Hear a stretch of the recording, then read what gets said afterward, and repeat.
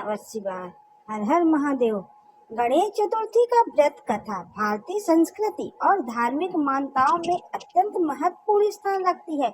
यह कथा हमें भक्ति, समर्पण और बुद्धिमत्ता के महत्व को समझाती है। आइए इसे एक सुंदर तरीके से हम आपको समझाते हैं। बहुत समय पहले भगवान शिव और माता पार्वती कैलाश पर्वत पर निवास करते थे। एक दिन माता पार्वती स्नान के लिए जा रही थी।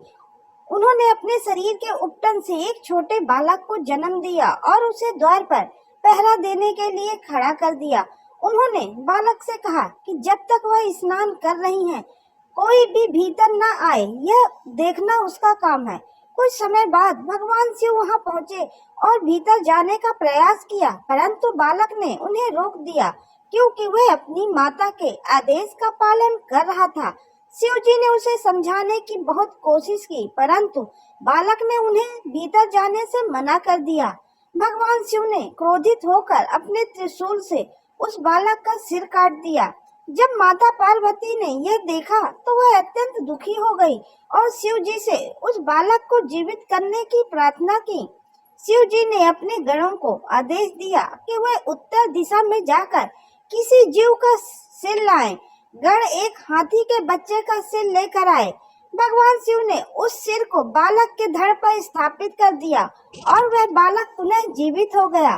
शिव जी ने उसे गणों का अधिपति अर्थात गणपति का आशीर्वाद दिया और कहा कि आगे से संसार में सबसे पहले उसकी पूजा की जाएगी। यही कारण है कि भगवान गणेश को प्रथम पूज्य कहा जाता है। किसी भी शुभ कार्य की शुरुआत भगवान गणेश की पूजा से ही की जाती है। गणेश चतुर्थी के दिन भक्तजन भगवान गणेश की पूजा करते हैं। इस दिन मूर्ति स्थापित करके उनकी विधि पूर्वक पूजा करते हैं। गणपति बप्पा की कृपा से उनके जीवन में सुख, शांति और समृद्धि का आगमन होता है। अब हम सुनाएंगे गणेश चतुर्थी से जुड़ी एक प्राचीन कथा। बहुत समय पहले की बात है। एक गांव में एक अंधी बुढ़िया रहती थी। वह गणेश जी की परम भक्त थी। आंखों से भले ही दिखाई नहीं देता था, परंतु वह सुबह शाम गणेश जी की ही बंदगी में मग्न रहती थी। वह पूरा दिन गणेश जी का ही नाम जपती रहती थी। नित्य गणेश जी की प्रतिमा के आगे बैठकर उनकी स्तुति, उनके भजन, उनके जाप में लीन रहती थी। गणेश जी बुढ़िया की भक्ति से बड़े प्रसन्न हुए।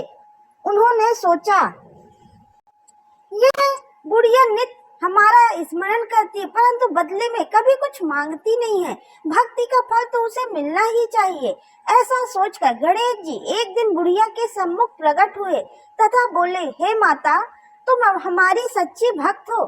जिस श्रद्धा व विश्वास से हमारा तुम पूजा पाठ करती हो, हमारा जाप करती हो, हम उससे अति प्रसन्न हैं। अब तुम जो वरदान चाहो हमसे मांग सकती हो। वह बुढ़िया प्रभु को देखकर बहुत खुश थी और बोली, प्रभु, मैं तो आपकी भक्ति प्रेम भाव से करती हूँ। मांगने का तो मैंने कभी सोचा ही नहीं, अतः मुझे कुछ नहीं चाहिए। गणेश जी बोले, हम वरदान देने के लिए आए हैं। माता, आप जो चाहती हैं मांगे। बुढ़िया बोली, हे सर्वेश्वर, मुझे मांगना तो नहीं आता। अगर आप कहें तो मैं कल मांग लूंगी। तब तक मैं अपने बेटे व बहू से भी सलाह मशवरा कर लूंगी, उनसे भी पूछ लूंगी। गणेश जी कल आने का वादा करके वापस लौट गए। वह बुढ़िया घर गई और अपने पुत्र बहू से पूछी। बुढ़िया ने सारी बात उन्हें बताकर सलाह मांगी। बेटा बोला, माँ, तुम गणेश जी से ढेर सारा पैसा मांग लो, हमारी गरीबी दूर हो जाएगी, सब सुख चैन से रहेंगे। बुढ़िया की बहू बोली, माँ जी, आप एक सुंदर पोते का वरदान मांगे, वंश को आगे बढ़ाने वाला भी तो कोई चाहिए। बुढ़िया बेटे और बहू की बातें सुनकर असमंजस में पड़ गई। उसने सोचा, ये दोनों तो अपने अपने मतलब की बातें कर रहे हैं। बुढ़िया ने पड़ोसियों से सलाह लेने का मन बनाया। पड़ोसन भी नेक दिल थी। उसने बुढ़िया को समझाया कि तुम्हारी सारी जिंदगी दुखों में कटी है। अब जो थोड़ा जीवन बचा है वह तो सुख से व्यतीत हो जाए।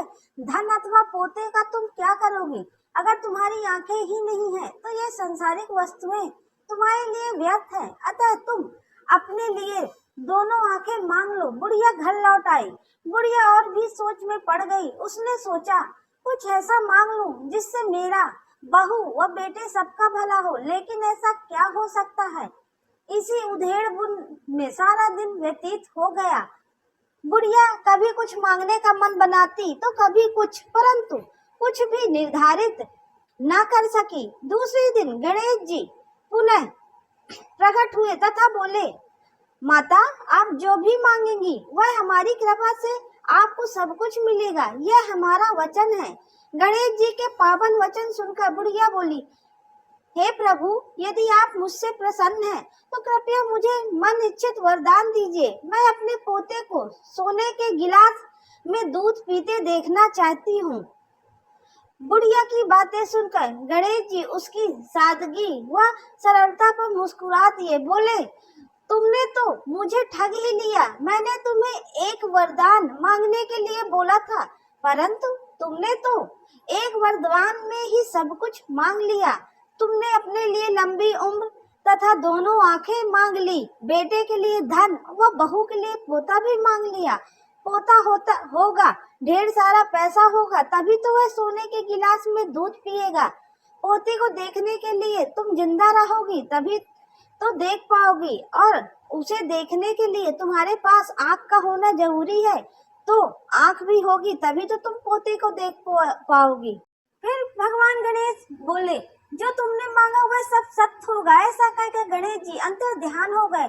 कुछ समय बाद गणेश जी की कृपा से बुढ़िया के घर पोता हुआ। बेटे का कारोबार चल निकला तथा बुढ़िया की आंखों की रोशनी वापस लौट आई।